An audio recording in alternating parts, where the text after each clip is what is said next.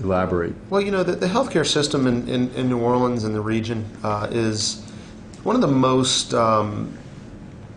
it's very sophisticated in terms of the interactions between the providers. You have a Tulane University Hospital, which is outstanding. You have Ochsner, you have Toro, East Jefferson, West Jefferson. You've got some excellent hospitals there. And all of them play a very important role in our safety net. The old charity hospital, you know, our position is that the federal government owes us some money for replacement of the old charity hospital based on the fact that it was destroyed in Hurricane Katrina.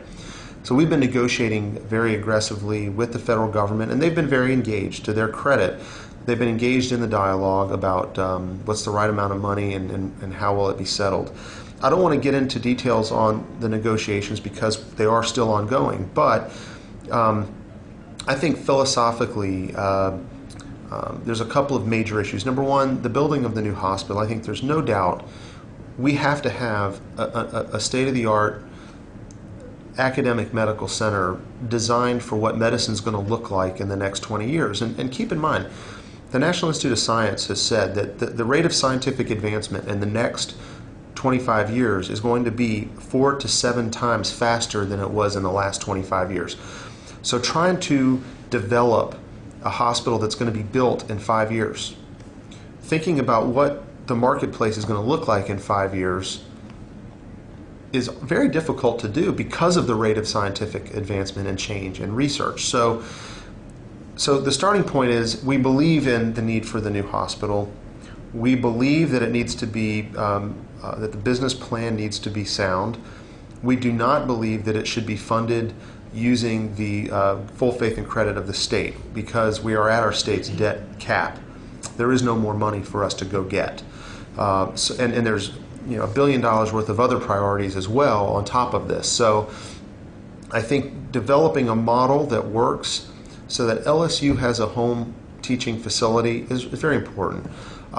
You know, the critical needs that we're going to have for physicians and allied health professionals going forward is a very big threat to our state. We're competing with states like Florida, Arizona, North Carolina for physicians. And so if we're going to do that, the key way to compete for physicians isn't to wait until they go through residency in other states, because that's not where they practice. They will practice near where they did their residency. So the key for us is to have good residency spots, good facilities for them to train in, and excellence in training. So I think we've got to have a competitive market. I don't think that anybody believes that we should build a new hospital and then prop it up with unlimited state dollars. That's not fair to the other hospitals in the market that have to live off of their balance sheet and compete with this institution. So I think people will be very pleased with what we're negotiating and the model that we hope to come up with. And we've been working, I mean, I tell you, you look at Tulane. Tulane has been in that community since 1834 training physicians.